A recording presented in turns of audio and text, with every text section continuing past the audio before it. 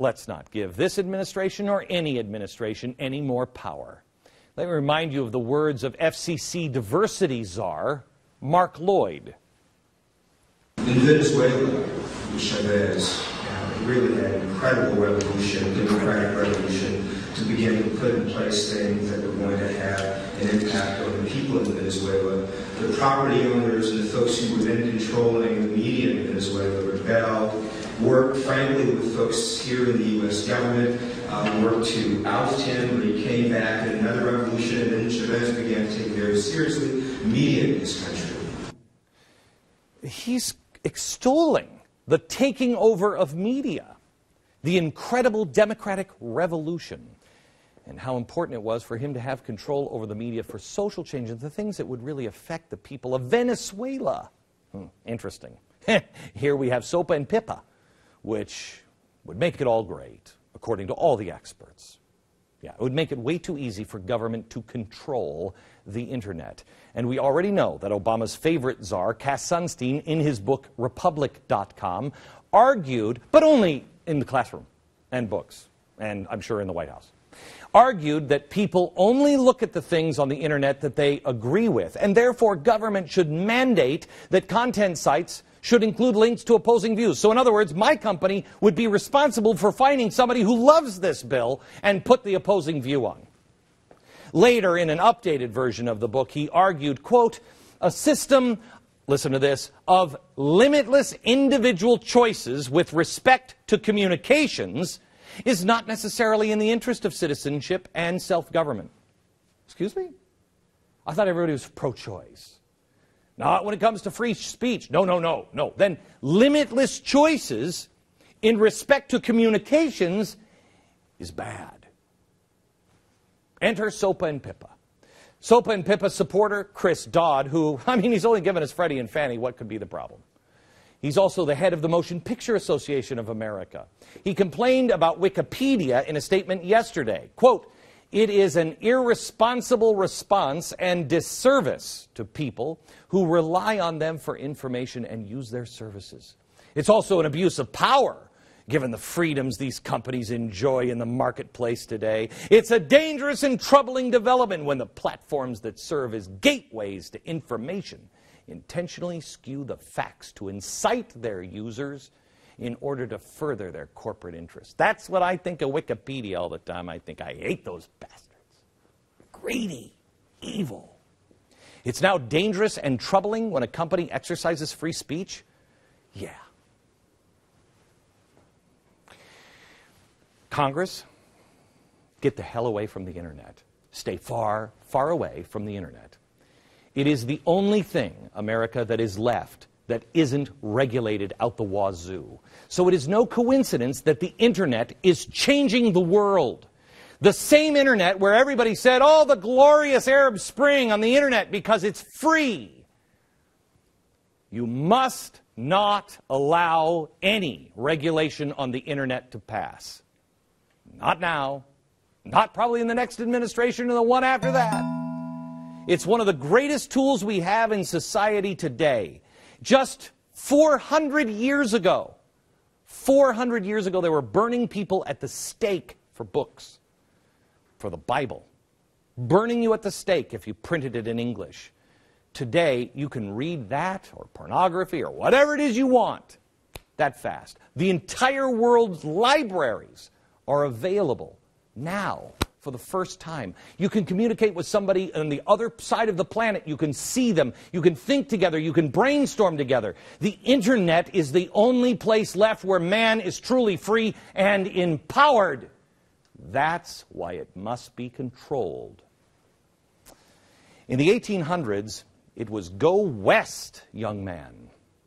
In the 1900s, it was reach up into space. Slip through that envelope into the heavens. Explore where no man has gone before. Now the only place that is left as a frontier is internet space, where anything can be accomplished. A man is still in control of his destiny. He is still free. Look at what people have done with their freedom.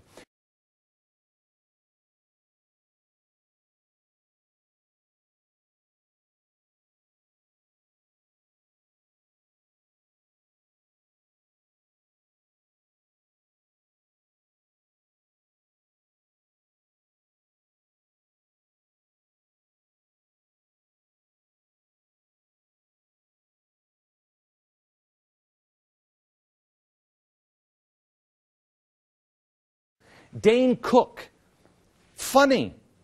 He was the first internet-made comedian. He had 2 million fans on MySpace. Because of the internet, he accomplished what he did. Matt Drudge was a guy against all of the media. Remember? No one would report on Monica Lewinsky. No one would report. A guy in a goofy hat sat down and started the Drudge Report. Because of him, a pioneer now in all online news, the world changed. Ted Williams, remember him, the homeless guy with a gifted voice? He was homeless. Now he's working at MSNBC, which actually I think is a step down from homelessness, but maybe that's just me. Joel Reinders was a college football player. He posted a highlight of a video of himself, hoping Canadian football teams, the CFL, would actually take notice. He did better than that. The Cleveland Browns signed him to play in the NFL. And, of course, there's Justin Bieber. Yeah, the guy who thought fathered a child, but he didn't actually. Oh, that was a smear on the internet. No. He was discovered on YouTube. He posted videos of himself singing with his guitar. In today's age, for the first time, you can be noticed. You can go global overnight. You can do anything on the internet. You can talk to someone on the other side of the planet.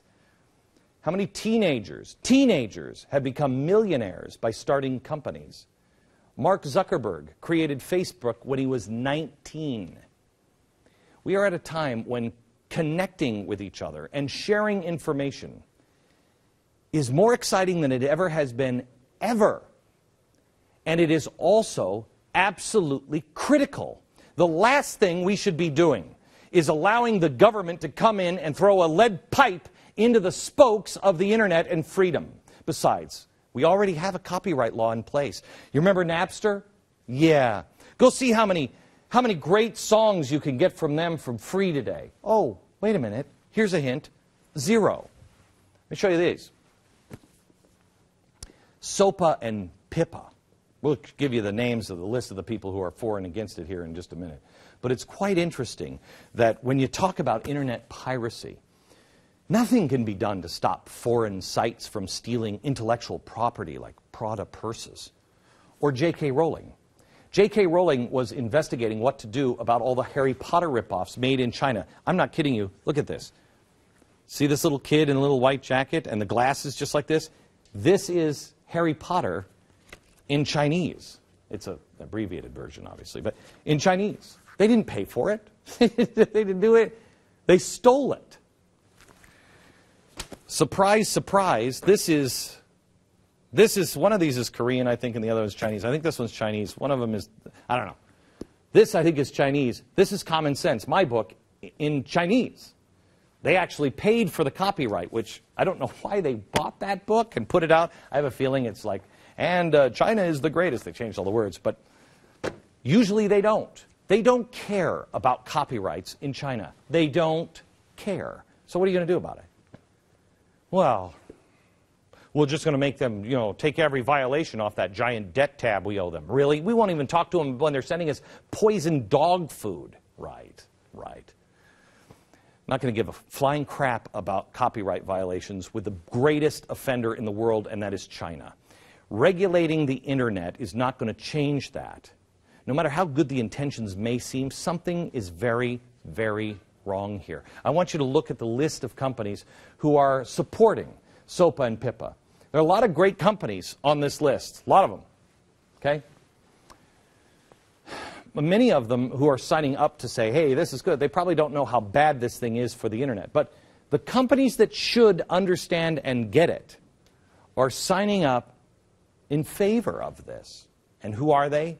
Giant media companies. They're on the list. Companies like NBC Universal, Time Warner, the parent company of CNN, and News Corp, the parent company of Fox. Oh, they are lining up to support this. Just another reason I am so glad to be here at GBTV. You think Rupert Murdoch could handle losing a few shows being, taken a few episodes off of Fox and shown on the internet? Yep, probably not going to hurt him. How about me? Yep, that kind of stuff would crush me. Why would I not be for that?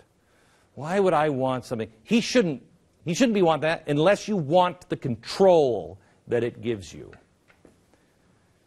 And I don't think Rupert Murdoch's going to get the control. I think the government is going to get the control. There's something very, very, very wrong. I don't know exactly what's wrong here, but I have a general rule of thumb. When in doubt, leave it out.